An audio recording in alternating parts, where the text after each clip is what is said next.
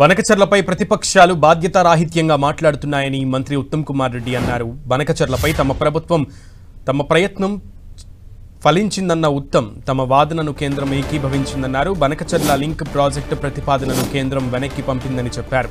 బనకచర్ల విషయంలో కాంగ్రెస్ ప్రభుత్వంపై దుష్ప్రచారం చేస్తున్నారన్న ఉత్తమ్ కుమార్ రెడ్డి కృష్ణాలో ఏపీకి ఎక్కువ నీళ్లు ఇచ్చేందుకు ఒప్పుకుని బీఆర్ఎస్ తెలంగాణకు అన్యాయం చేసిందన్నారు. గోదావరి జలాలను రాయలసీమకు తరలించేందుకు బీఆర్ఎస్ హయాంలో ప్రయత్నించారని ఉత్తమ్ కుమార్ రెడ్డి ఆరోపించారు.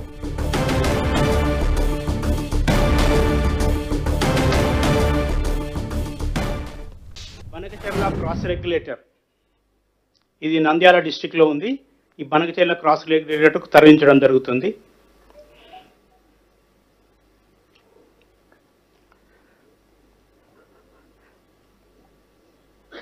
ఇది బనకచర్ల క్రాస్ రెగ్యులేటర్ సార్. ఇక్కడ మీరు 4 రెగ్యులేటర్స్ చూడొచ్చు. ఈ బనకచర్ల క్రాస్ రెగ్యులేటర్ ఎగువన ఈ కెనాల్ కొత్త కెనాల్ వచ్చి జాయిన్ అవుతుంది.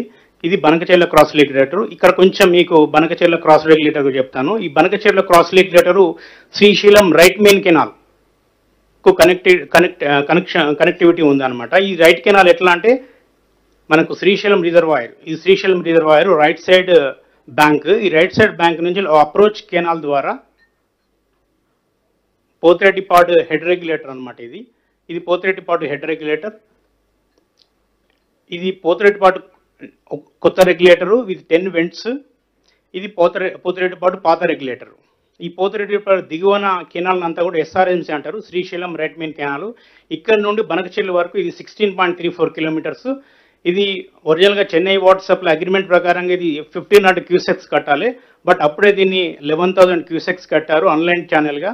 తర్వాత దీన్ని 2006లో 44,000కు ఇంక్రీజ్ చేశారు.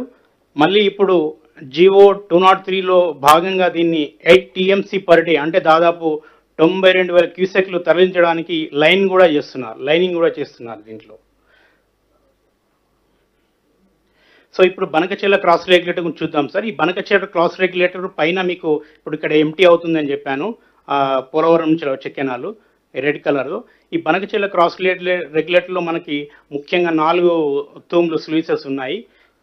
ఇది లెఫ్ట్ సైడ్ వచ్చేసి తెలుగుగంగకి వెళ్తుంది సార్. ఇది 11,000 క్యూసెక్ 150 క్యూసెక్స్ తోటి ఉన్నది.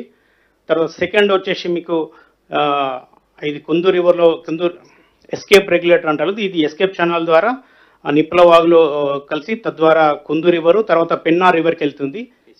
తర్వాత కేసీ కెనాల్లో ఈ వాటర్ని కేసీ కెనాల్ కూడా పికప్ చేస్తుంది, దాన్ని కూడా డైవర్ట్ చేయొచ్చు. తర్వాత పెన్నా రివర్ కూడా డైవర్ట్ చేయొచ్చు. ఇది సెకండ్ రెగ్యులేటర్. థర్డ్ వచ్చేసి ఎస్ఆర్బీసీ సార్. ఇది కూడా 11,150 క్యూసెక్ తోడు కన్స్ట్రక్షన్ అయింది. ఇది ఎస్ఆర్బీసీకి తరలిస్తారు. థర్డ్ వచ్చేసి ఫోర్త్ రెగ్యులేటర్. ఇది దాదాపు 22,000 క్యూసెక్స్ కెపాసిటీ. ఇది జేఎన్ఎస్ఎస్ గాలేరి నగర్ సృజల స్రవంతికి డైవర్ట్ చేస్తారు. సో ఈ మొత్తం కూడా దాదాపు 55,000 క్యూసెక్స్ కెపాసిటీ వాటర్ డైవర్ట్ చేయొచ్చు. ఇవన్నీ కూడా Krishna water surface water based మీద ప్రాజెక్ట్స్ కన్స్ట్రక్షన్ చేశారు. తర్వాత ఇప్పుడు అన్నీ కూడా జియో 203లో భాగంగా ఇక్కడ నుండి దాదాపు 8 టీఎంసీ డైవర్ట్ చేయడానికి వాళ్ళు ముందుకు పోతున్నారు సార్. సో ఇక్కడనే ఇప్పుడు దీనిపైన ఈ పోలవరం బనకచెర్ల లింక్ కెనాల్ వచ్చి డ్రాప్ అవుతుంది. సో ఇక కృష్ణా వాటర్ ఫ్లడ్ వాటర్ వాడతారు, యాజ్ వెల్ యాజ్ ఇప్పుడు గోదావరి వాటర్ కూడా ఈ ప్లానింగ్లో భాగంగా టేకప్ చేస్తున్నారు సార్.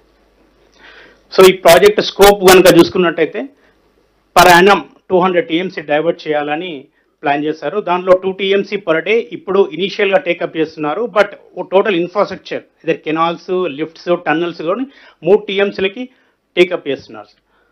తర్వాత ఇది ఇప్పుడు మనం చూసినట్టయితే 2-3 సెగ్మెంట్లు టేకప్ చేశారు. ఫస్ట్ పోలవరం నుండి ప్రకాశం బ్యారేజ్కి upstream of Prakasam Krishna river.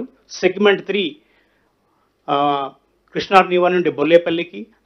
Segment 2 Krishna river నుండి బొల్లేపల్లికి అండ్ సెగ్మెంట్ 3 బొల్లేపల్లి.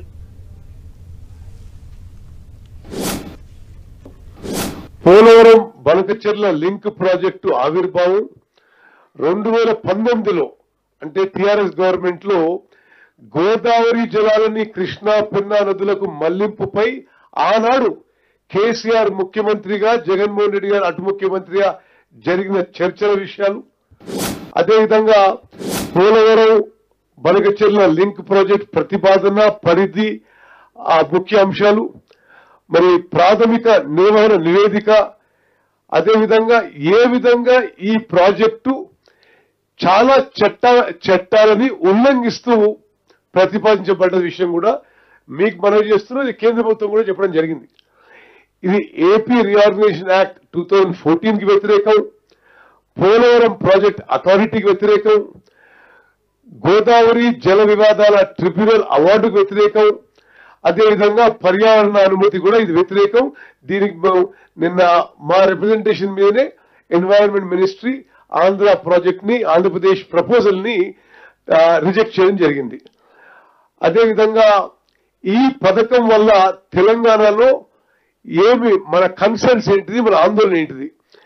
ఎందుకంటే మీరు మీడియాలో చూస్తుండొచ్చు, చంద్రబాబు గారు ఏమంటారు అంటే ఇది తెలంగాణ దాటి ఆంధ్రాకి వచ్చి ఆంధ్ర నుంచి సముద్రంలో కలిచేటప్పుడు మేము ఉపయోగించుకుంటున్నాం, మీకే ఇబ్బంది అనే విషయం వాళ్ళు చెప్తున్నారు. దాంట్లో వాట్ ఆర్ అవర్ కన్సర్న్స్ కూడా ఎక్స్ప్లెయిన్ చేస్తాం.